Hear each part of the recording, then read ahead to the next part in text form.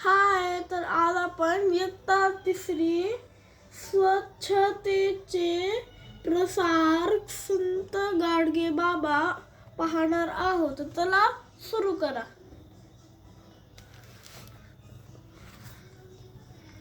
स्वच्छतेचे प्रसारक संत गाडगेबाबा. आता तू बघतो की नेहमी गावागावांमध्ये ना स्वच्छता अभियान राबवत असतात बघ. ते कोणाच्या नावाने राबवतात?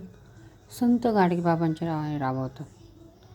कोणती पण स्वच्छतेची वगैरे मोहीम असून एखाद्या गावामध्ये वगैरे किंवा शाळेमध्ये, तर तिला नाव देतात संत गाडगेबाबांचे. ठीक आहे, त्यांच्या नावानेच ते चालू करतात कोणत्याही स्वच्छता अभियान. तर मग आता या धड्यामध्ये तुम्हाला गाडगेबाबा नेमके कोण होते आणि त्यांनी कसं कार्य केलं याबद्दल माहिती सांगितलेली आहे. ठीक आहे. आता संत गाडगे महाराजांचा जन्म वऱ्हाड शेंडगाव या एका गरीब कुटुंबात झाला. कुठं झाला गाडगेबाबांचा जन्म? वऱ्हाडात. ठीक आहे. कुठं? शेंडगाव. म्हणजे शेंडगाव इथे वऱ्हाडात त्यांचा एका गरीब कुटुंबात जन्म झाला. आई वडिलांनी त्यांचं नाव ठेवलं होतं डेबू. ठीक आहे. डेबूच्या लहानपणी वडील वारले, त्यामुळे आई डेबूला घेऊन आपल्या भावाकडे येऊन राहिली. आपल्या भावाकडं म्हणजे कोणाकडं? गाडगेबाबांच्या मामाकडं. ठीक आहे. डेबू मामाच्या शेतावर कष्ट करू लागला. कोणतेही काम मनापासून करण्याची डेबूला हौस होती. म्हणजे त्यांचा तो एक चांगला गुण होता की काम कोणतंही असू दे ते मनापासूनच करायचे. कधी कोणत्या कामाचं ते कंटाळा करत नव्हते. कोणतेही काम मनापासून करण्याची काय होती? डेबूला हौस होती. ठीक आहे. काम करायचे ते अगदी नीटनेटके. आपला हात ज्याला लागेल ते सुंदर दिसले पाहिजे अशी त्यांची काम करण्याची पद्धत होती. बघ किती चांगली शिकवण दिली त्यांनी. म्हणजे ते सुरुवातीपासूनच किती समजूतदार होते. त्यांना प्रत्येक काम अगदी नीटनेटकं करायला आवडायचं. त्यांना असं वाटायचं आपण जे काम करू ना ते एकदम व्यवस्थितच झालं पाहिजे. आणि मग काय झालं, काबाड कष्ट करणाऱ्या त्यांनी भरपूर लोक पाहिले, पण त्यांचं दुःख आणि दारिद्र्य पाहून त्यांचा खूप जीव तुटायचा. त्यावेळी गरिबी पण खूप होती ना आपल्या देशामध्ये. तो समाजात वावरत होता. त्या समाजातील लोकांचे वागणे त्याला आवडत नव्हते. का आवडत नव्हते? ते लोक व्यसनांमुळे कर्जबाजारी होत होते. ऋण काढून सहन करत होते. ऋण म्हणजे काय? कर्ज. ठीक आहे, हा समानार्थी शब्द. ऋण म्हणजे कर्ज. मग ते लोक काय करायचे? कर्ज काढून सहन करायचे खुशाल. रोगराई झाली तर औषध घेत नव्हते. मग औषध न घेता काय करायचे? देवाला नवस करायचे. कोंबडे आणि बकरी यांचे बळी द्यायचे. डेबूला हे अजिबात आवडत नव्हतं. डेबूला म्हणजे कोणाला? गाडगेबाबांना. ठीक. मग असं करायचे. मग त्यामुळे त्यांना वेळेवर उपचार मिळत नव्हते ना, आणि व्यसनांमुळं भरपूर कर्ज वगैरे व्हायचं. मग हे बाबांना वाटायचं की हे असं का वागतात. मग त्या लोकांनी चांगलं वागावं म्हणून त्यांना जीव तोडून सांगत होते. ते लोकांच्या भल्यासाठी जीव तोडून राबणाऱ्या डेबूला एक वेगळाच अनुभव आला. 4 चांगल्या गोष्टी सांगितल्या तरी आपले कुणी ऐकत नाही. आपल्या शब्दाला वजन नाही. आई आपल्यासाठी राबते, कष्ट करते, म्हणून आपण तिचे ऐकतो. गाडगे महाराजांनी मनाशी ठरवले की मी इतके कष्ट करीन की मी न बोलताही लोक माझे ऐकतील, त्यांच्यात सुधारणा होईल. मग त्यांनी असं ऑब्झर्व केलं. त्यांनी काय ऑब्झर्व केलं की त्यांच्या आईंना ते पाहायचे की ती त्यांच्यासाठी खूप कष्ट करते, त्यांच्यासाठी राबती, आणि म्हणून ते तिचं सगळं ऐकायचे. मग त्यांना असं वाटतं की आपण जर कोणासाठी काहीतरी केलं, आपणही खूप जास्त कष्ट केले तर लोक आपलं ऐकतील. म्हणून मग त्यांनी असं ठरवलं की मी एवढे कष्ट करीन की मी काहीच न बोलता सुद्धा लोक माझं ऐकतील आणि मग त्यांच्यात सुधारणा होईल. मग वयाच्या 29व्या वर्षी गाडगेबाबांनी घरादाराचा, सगळ्या सोयऱ्यांचा त्याग केला. घरादाराचा म्हणजे काय? त्यांच्या घराचा. आणि सगळ्या सोयऱ्यांचा म्हणजे सगळे नातलग, घर, आई, मामा, बाकीचे नातेवाईक वगैरे सगळ्यांना त्याग केला. म्हणजे काय? त्यांना सोडून ते, या सगळ्यांचा त्याग करून ते गेले, म्हणजे यांना सोडून गेले. कारण की त्यांना मग समाजसेवा करायची होती. त्यांचं काय मत होतं की सगळी माणसं हे आपले सगळे सोयरे, सगळे विश्व हेच आपलं घर आहे. ते सगळ्या समाजातल्या लोकांना त्यांचे नातेवाईक मानायचे आणि त्यांचं असं मत होतं की विश्वच आपलं घर आहे, म्हणजे सगळेच आपलेच आहेत ना. मग असे मानून ते वावरू लागले. गावोगाव भजन कीर्तन करत ते फिरू लागले. समाजात लोकांमध्ये जे दोष दिसायचे ते जणू आपलेच आहेत, त्याबद्दल आपण दंड भोगला पाहिजे अशी त्यांची भावना होती. त्यांनी म्हणजे सगळ्या लोकांना स्वतःमध्ये सामील केल्यासारखं असं. ते म्हणजे एवढे त्याच्यामध्ये रमले होते की बाकीच्यांचं सगळे गुण दोष वगैरे, बाकीच्यांचं दुःख हे सगळं त्यांना स्वतःच वाटायला लागलं होतं. मग बाबा कसे दिसायचे बघ? डोक्यावर शुभ्र चांदीच्या रंगाचे केस होते. चांदीच्या रंगाचे म्हणजे थोडे थोडे असे ग्रे, ठीक आहे. पिंगट डोळे, गोरा रंग, अंगात फाटका पण स्वच्छ सदरा, जाडजूड धिप्पाड देह म्हणजे स्ट्रॉंग होते ते. नेसाला एक लुंगी, एका पायात कापडाचा बूट तर दुसरा पाय अनवाणी म्हणजे पायात काहीच नसायचं त्यांच्या दुसऱ्या पायात. अनवाणी म्हणजे बिना चप्पल आणि शूजचा, ठीक आहे. हातात काठी आणि एक गाडगं, म्हणजे हातात नेहमी एक काठी आणि एक गाडगं असायचं. हात सदा नमस्कारासाठी जोडलेले, सदा म्हणजे नेहमी हात नमस्कारासाठी जोडलेले असायचे. पण दुसरा कोणी पाय धरू लागला की ते पसारवायचे म्हणजे निघून जायचे. ते कोणाला पाया पडू देत नव्हते स्वतःच्या. त्यांच्या जवळ सतत गाडगे असायचे म्हणून लोक त्यांना गाडगे महाराज म्हणत. त्यांच्याकडं गाडगा असायचं ना नेहमी, म्हणून त्यांचं नाव गाडगे महाराज पडलं होतं. घर सोडल्यानंतर कधी कुणाच्या घरी ते जेवले नाही, ठीक आहे. भिक्षा मागायचे आणि गाडग्यात जे पडल तेच खायचे. म्हणजे ते त्या गाडग्याचा वापर कशासाठी करायचे? लोक त्यांना जे पण काही खायला द्यायचे वगैरे ते त्या गाडग्यामध्ये ते घ्यायचे. त्यांनी कधी धड कपडे वापरले नाहीत, म्हणजे त्यांना कपडे वगैरे चांगलं घालावे असं कधीच काही वाटत नव्हतं. फक्त चिंध्या घालायच्या, चिंध्या घातल्या, पांघरल्या म्हणजे अंगावर घ्यायला पण तसेच फाटके तुकडे कपडे असायचे. झोपायला फक्त एक तरट किंवा घुंगडी, उशाला हाताची घडी.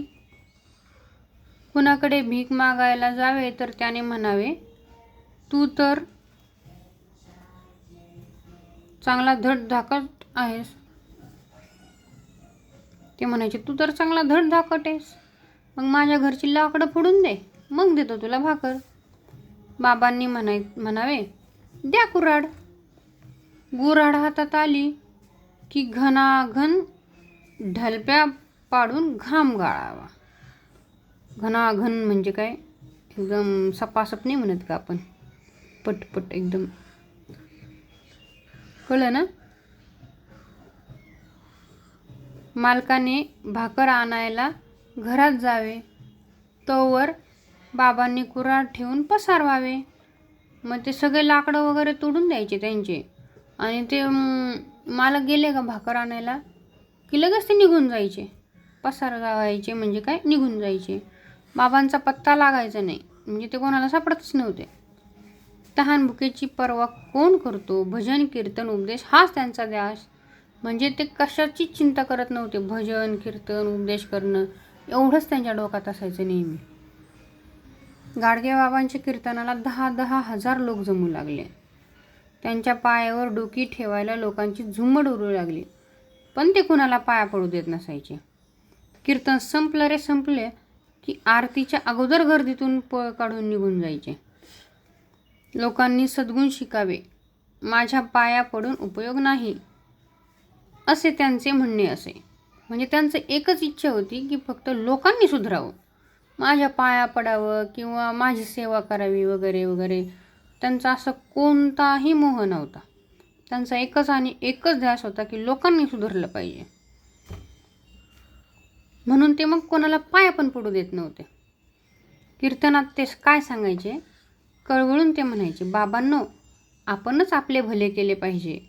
माझ्या लेकरांनो, अरे देव आपल्यातच आहे, त्याला जागं कर. हा उपदेश करत गावेच्या गावे, शहरेच्या शहरे गाडगेबाबांनी पायाखाली घातली म्हणजे काय, म्हणजे गावच्या गावात ते फिरले. ठीक आहे. काय सांगायचे ते, अरे बाबांनो, आपणच आपलं भलं केलं पाहिजे, म्हणजे आपणच आपला विचार केला पाहिजे. आपल्या भविष्याचा, आपल्याला काय करायचं आहे, त्यासाठी आपण काय केलं पाहिजे. आणि देव आपल्यातच आहे, त्याला जागा कर. म्हणजे आपण जे काम करतो वगैरे हेच आपलं प्रथम कर्तव्य असतं. जे आपलं प्रथम कर्तव्य असतं ना, तीच देवपूजा असते, असं त्यांना सांगायचं होतं. असा उपदेश करत करत ते गावच्या गावं फिरायचे.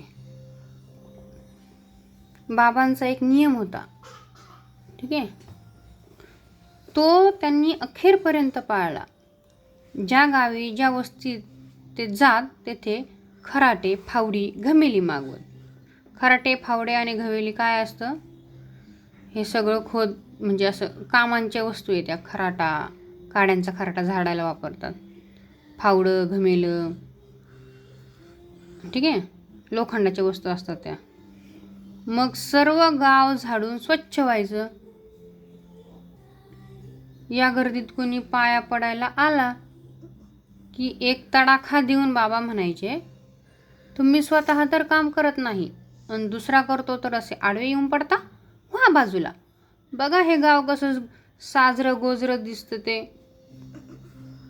म्हणजे ते स्वतः काम करायचे सगळं. ते असं म्हणत नव्हते की चला रे, सगळं सामान आणा, खराटे वगैरे, आणि मग सगळं तुम्ही झाडून घ्या, स्वच्छ करा. कारण की त्यांना माहीत होतं फक्त सांगितल्याने कुणी ऐकतच नाही. आधी आपल्याला करावं लागतं, मग आपलं पाहून लोक करतात. आणि मग जेव्हा ते काम करायचे, जर कोणी आलं पाया पडायला की मग ते म्हणायचे, त्याला एक तडाखा द्यायचे, म्हणायचे तुम्ही नाही करत आणि दुसरं करतं तर त्याला पण नाही काही करू देत, व्हा बाजूला म्हणायचे. आता कसं गाव स्वच्छ दिसतंय.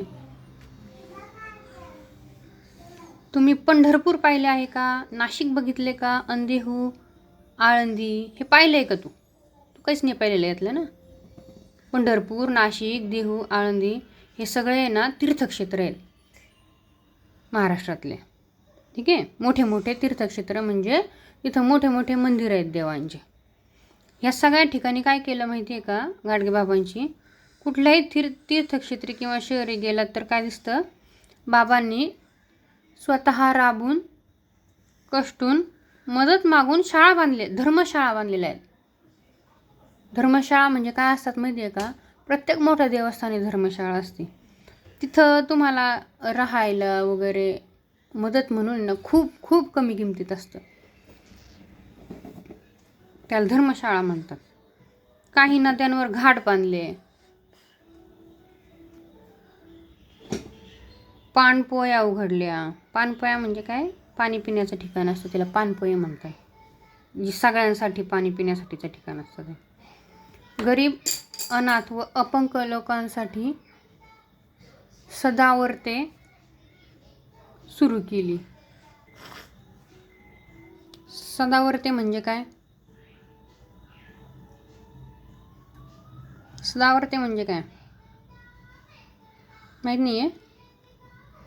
म्हणजे अन्नछत्र, अन्न मिळायचं तिथं, म्हणजे जेवणाची सोय वगैरे तिथं करायची त्यांची. ठीक आहे. मुलांसाठी शाळा बांधल्या, महाविद्यालय, वसतिगृह उभी केली. दुःख दिसले की बाबा तिथं धावत. दुष्काळ पडला, लोकांना अन्न झाले म्हणजे अन्न कमी पडायचं ना, मग दुष्काळ पडल्यावर पिकतच नसायचं, मग खायला मिळत नसायचं. मग बाबा लगेच तिथं जायचे, स्वतः राबायचे, लोकांना पण सेवेची प्रेरणा द्यायची. मग त्यातून अन्न, वस्त्र आणि अशाच गरजेच्या वस्तू निर्माण व्हायच्या. उजाड गावं उभे व्हायची. त्यांनी जात मानली नाही. उजाड गावं म्हणजे काय की म्हणजे जिथं की दुष्काळ पडला आहे, सगळीकडं खायला प्यायला नाही कोणाला काहीच, असे गावं त्यांनी उभे केले, म्हणजे एकदम व्यवस्थित करून टाकले स्वतः कष्ट करून. त्यांनी जात मानली नाही. त्यांचा देव म्हणजे अनाथ, अपंग, दरिद्री, दुःखी लोक. जात वगैरे काहीच पाहत नव्हते ते सेवा करताना. ते काय पाहिजे फक्त की कोण अनाथ आहे, कोण अपंग आहे, कोण दरिद्री आहे, दुःखी आहे, आणि लगेच ते मदत करायचे. रंजल्या गांजल्यांची सेवा हीच बाबांची देवपूजा. कोणती होती बाबांची देवपूजा? रंजल्या गांजल्यांची सेवा. ठीक आहे, त्यालाच ते त्यांची देवपूजा म्हणायची. तर हा धडा कोणी लिहिला आहे? वामन चोरघडे यांनी लिहिलेला धडा आहे. हे बघ, आता आपण स्वाध्याय पण पाहून घेऊ लगेच. ठीक आहे, एका वाक्यात उत्तरे लिहा. एका वाक्यात उत्तरे म्हणजे काय? एका लाईनमध्येच त्यांचं उत्तर दिलेलं असतं धड्यामध्ये. मग ते शोधायचं असतं. कसं शोधणार? इकडे बघ, प्रश्न काय? गाडगे बाबांचा जन्म कोठे झाला? कुठं झाला? आणि त्याला मग अंडरलाईन करून ठेवायची. कुठं झाला जन्म? वऱ्हाडा शेंडगाव येथे झाला. कुठं झाला?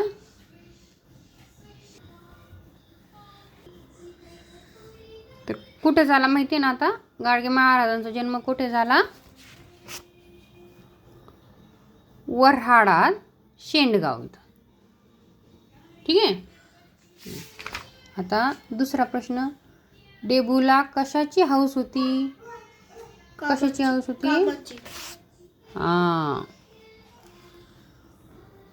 कोणतेही काम मनापासून करण्याची, फक्त कामाची नाही. बघ, डेबूला कशाची हौस होती? कोणतेही काम मनापासून करण्याची डेबूला हौस होती. बरोबर. आता डेबूचा जीव का तुटत होता बरं? का तुटत होता?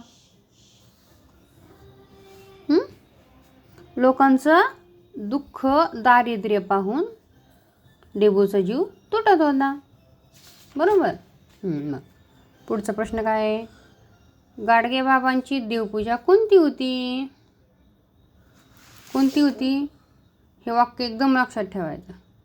भजन नाही, रंजल्या गांजल्यांची सेवा हीच बाबांची देवपूजा होती. ठीक आहे. आता प्रश्न 2-3 वाक्यात उत्तरे लिहा. हे उत्तरं थोडे मोठे मोठे असतात. मग आपण पाहायचं प्रश्न काय आहे, त्यानुसार उत्तर नेमकं कुठून कुठपर्यंत केवढं येईल. लोकांचे कोणते वागणे डेबूला आवडत नव्हते बरं? कोणते वागणे आवडत नव्हते डेबूला? लोक काय करायचे? व्यसनांमुळे कर्जबाजारी होत होते, ऋण काढून सण करत होते, रोगराई झाली तर औषध न घेता देवाला नवस करत होते, कोंबडे बकरे यांचे बळी देत होते. हे सगळं वागणं डेबूला आवडत नव्हतं. ठीक आहे, एवढं आन्सर येतं त्याचं. आता दुसरा प्रश्न काय आहे? गाडगे बाबांनी मनाशी काय ठरवले? काय ठरवलं गाडगे बाबांशी मनाशी?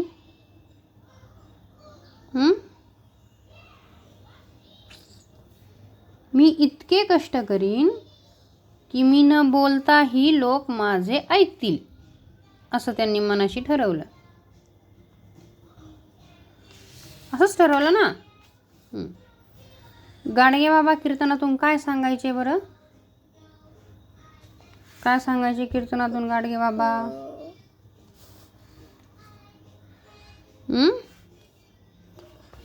ते काय म्हणायचे? आपण सुधरावे. बाबांनो, आपण आपले भले केले पाहिजे. माझ्या लेकरांनो, अरे देव आपल्यातच आहे, त्याला जाग कर, असा ते उपदेश करायचे. ठीक आहे. पायाखाली घातली हे सांगण्याची गरज नाही, फक्त ते काय सांगायचे एवढंच सांगायचं. बाबांनो, आपणच आपलं भलं केलं पाहिजे, अरे देव आपल्यातच आहे, त्याला जाग कर, हा उपदेश द्यायचे. एवढंच लिहायचं. ठीक आहे. गावात वस्तीत जाऊन गाडगेबाबा काय करायचे बरं? काय करायचे?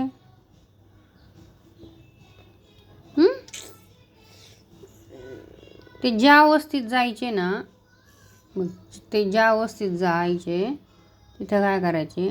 खराटे, फावडी आणि घमिली मागवायचे आणि सर्व गाव झाडून स्वच्छ करायचे.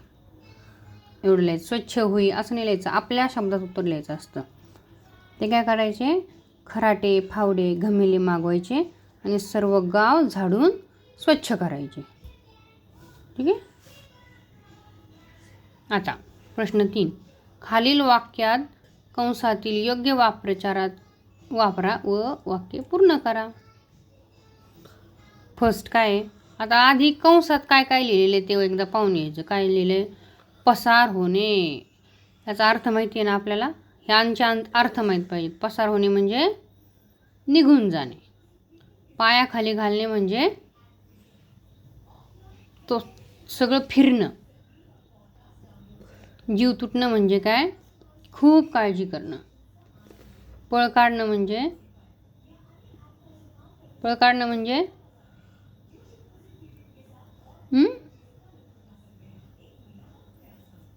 निघून जाणंच. परवा न करणं म्हणजे काळजी न करणं. आता फर्स्ट काय आहे? लोक पाया पडायला येताच गाडगे बाबा गर्दीतून काय करायचे? निघून जायचे. निघून जायचे म्हणजे काय? पसार व्हायचे. ठीक आहे. मग इथं काय? पसार व्हायचे. पसार होणे असं नाही लिहायचं.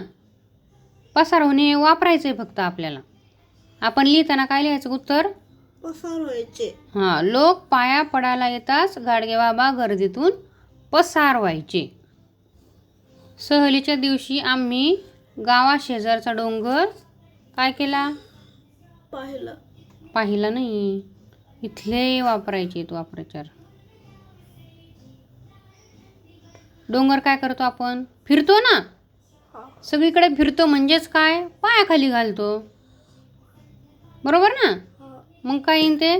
सहलीच्या दिवशी आम्ही गावाशेजारचा डोंगर काय केला? पायाखाली घातला. आम्ही जवळ जाताच खारीने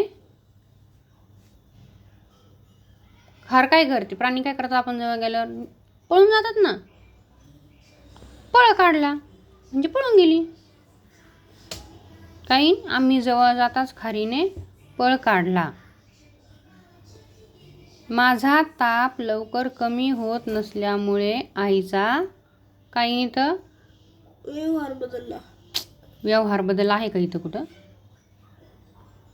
जीव तुटला. जीव तुटत होता. जीव तुटणे येईन इथं.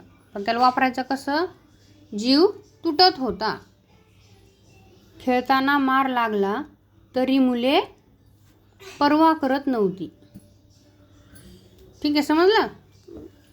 उत्तर समजले का?